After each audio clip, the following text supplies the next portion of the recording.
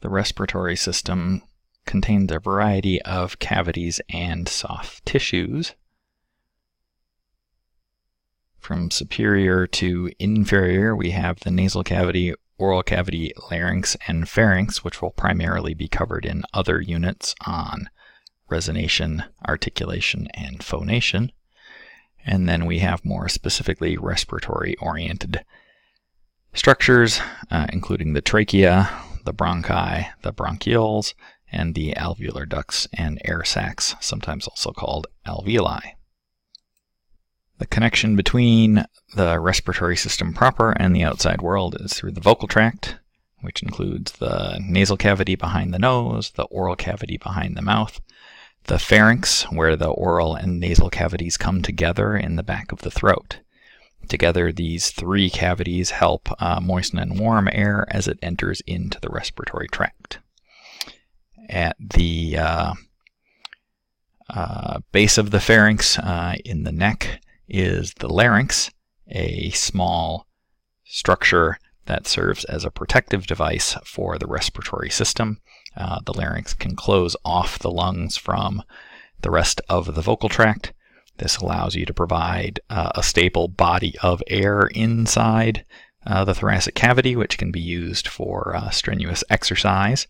This process is called thoracic fixation. And the larynx can also close in case of accidentally swallowing food or liquid that's headed for the lungs to protect them. Our first primarily respiratory structure is the trachea. It is a tube with 16 to 20 horseshoe-shaped rings of cartilage with a membrane on the posterior portion. This membrane is in the back where the esophagus runs in between the trachea and the spinal column. So the trachea is a good example of a structure that's relatively rigid because it's got somewhat rigid cartilage in it, but also somewhat flexible. The cartilage itself is a little bit flexible, and it's also got this extra membrane in it that allows it to be flexible. So after we leave the trachea, we have a variety of smaller tubes that are similar to the trachea that lead inside the lungs themselves. The bronchi are the two primary tubes leading out of the trachea. They join with the trachea at a structure called the carina.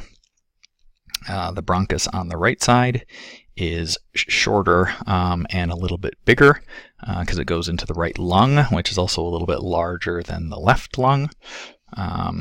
From a practical standpoint, this means that if something does get past the larynx into the trachea, it's most likely to end up in the right lung rather than the left lung.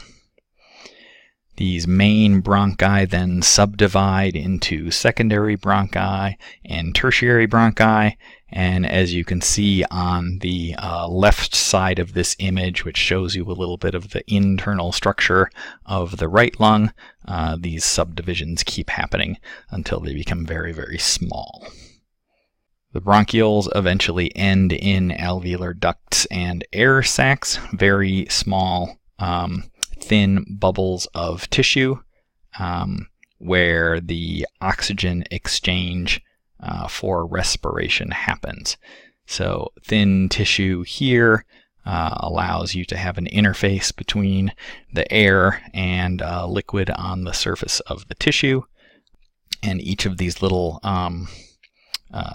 alveolar balls acts like basically a little mini balloon. They can be expanded when you inhale to draw air into the lungs, and then gas exchange will happen where oxygen gets absorbed at the liquid interface and carbon dioxide gets expelled.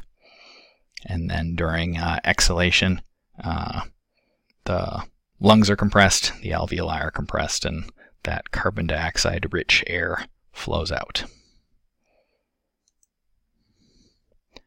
The lungs themselves are divided into lobes.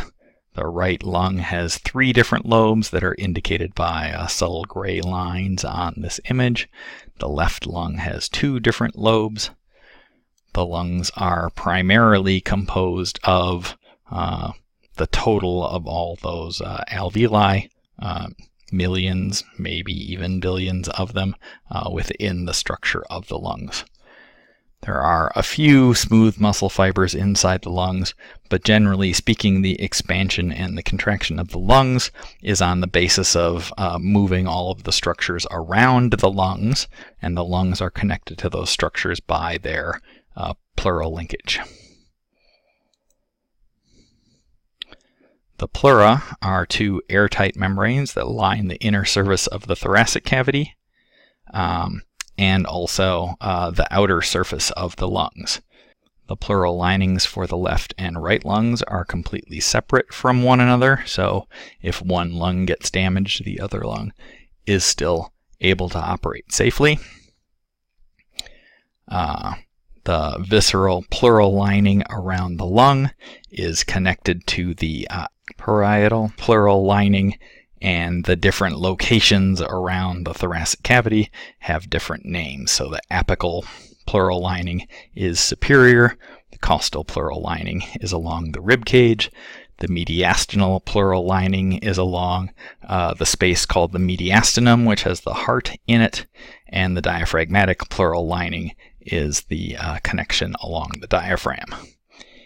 In between the visceral pleura and these parietal pleuras around the outside of the lung, you have a liquid that holds the two pleura together through a negative liquid pressure. That way, when the diaphragm moves, when the rib cage expands by moving the ribs, the lungs go along for the ride and also expand. Similarly, when the diaphragm relaxes, compresses the lungs, the rib cage relaxes and compresses the lungs contract. So it's indirect change in size of the lungs by connections of the lungs to outside things that makes respiration happen.